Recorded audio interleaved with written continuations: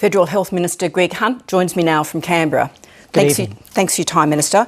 Based on what the Chief Medical Officer has said this afternoon, it sounds like the government is as in the dark as the general public about the supply and rollout of COVID vaccines.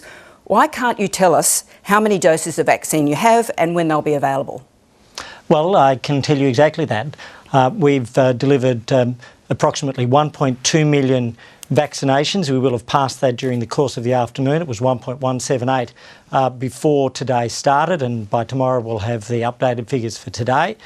We've published this afternoon the distribution figures for the country, and so far we have received 3.7 million vaccines. They then have to go through what is called a clearance process and a release process, and the TGA releases those on a daily basis. But most significantly, the message for all of Australians is we've accelerated and quadrupled vaccinations over the course of the last 3 weeks.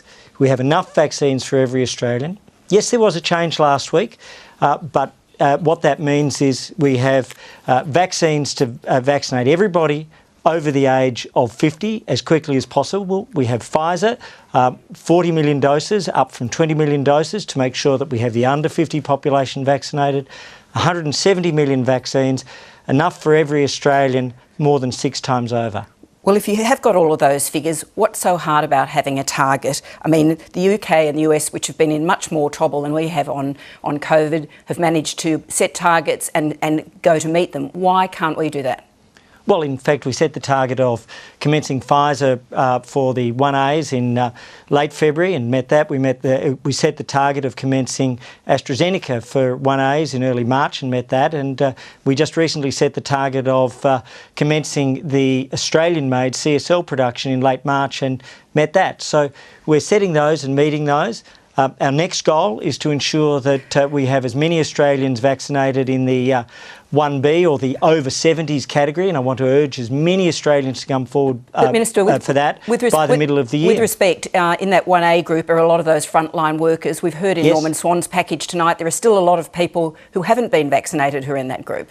Well, within that group you have the quarantine workers, probably in terms of preventing incursion, the number one priority. That is overwhelmingly done, almost all done, with some states and territories to complete some residual workers who might have been on leave or otherwise. They've done a brilliant job. Secondly, you have within that group the frontline health workers, and again the states and territories are doing that. The frontline health workers, that first 100,000, overwhelmingly done. Thirdly, you have the aged care residents, and we have 145,000 residents across 1,650 visits to aged care facilities so far. It's about half it's about half of the aged care residents? All up, we have 180,000 aged care residents. Some of those are second doses which have been completed. Others have been vastly more as first doses. And then what we also have now is, of course, the next focus on disability and on aged care workers. As you rightly highlighted, we do have to make a change in that. We do have to move to ensure that those under 50 are given the opportunity of Pfizer. That is a change which came about from not just Australian but global medical advice last week. So we have a strong vaccine for over 50s, we have a strong vaccine for under 50s, but that's an honest change in the same way that every day during the pandemic, where the medical advice has indicated there needs to be a change, we've made that plan, but we've moved quickly. And the important thing is, on a day with 700,000 cases worldwide, 0 in Australia, but vaccines heading well past the 1.2 million mark. And the Chief Medical Officer wasn't able to tell us about that today. Why did the Prime Minister with announce... great respect, he was asked a particular question about a particular element, and I think it's very important that we respect the immense work of our medical leaders, and their leadership has kept Australia safe. You think 700,000 cases worldwide, over 10,000 lives lost, 0 cases in Australia. That's an unimaginable comparison. State governments and GP networks aren't sure what sort of levels of vaccines they're going to get. They're not confident about whether they're going to get vaccines from week to week. Well, we have a 12-week plan, which every state has had for some weeks now. Doses have been delivered against that plan in the quantities that have been set out, and that plan will again be updated. But importantly, we're only partway through that with those doses in terms of Pfizer first doses, Pfizer second doses, AstraZeneca first doses. The AstraZeneca second doses are outside of that because of the 12-week period. Every general practice receives an allocation, and that allocation represents their 12-week amount, and then they put in an order each week if they need additional. Yep. But that allocation gives them certainty on that front. So why did the Prime Minister choose to announce that he was dropping the target on a Facebook post instead of putting out a media release or even having a press conference? Well, I've got to say, I think the Prime Minister has probably had as many press conferences on this issue as... And this is a pretty important issue, I would have thought. Over the course of the year, and indeed he stood up on Thursday and Friday of last week. He said, I need to announce these changes because it's important to show confidence in the vaccine, but honesty in being upfront. So there are many ways to communicate. It was in response to some particular questions, but I have to say one of the approaches of the Prime Minister from early February, last year, when he was the one that stood up to announce the immensely difficult but profoundly important border closures with China, has been to put out the medical advice and the information and the response in real time. Yes, and that's what we've sought to do with the Australian people. Yes, and he did say that we shouldn't get our information from Facebook, I think, at the Press Club earlier this year.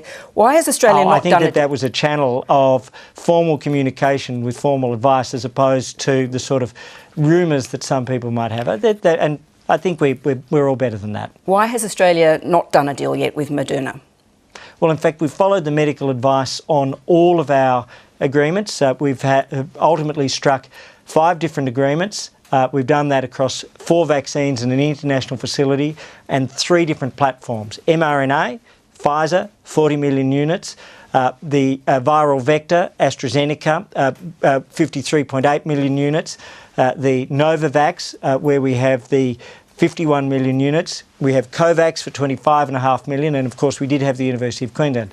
And what we've done is follow the medical advice, and I know some might give views outside the medical advice. That's their right and their freedom, but the people that have kept Australia safe have been our medical advisors. And when you think of 170 million vaccines for 25 million people, that's an extraordinary quantity which we've been able to secure and which we're delivering, as I say, a quadrupling of vaccinations to more than 1.2 million in the last 3 weeks. We're out of time, Minister, but thanks for your observations tonight.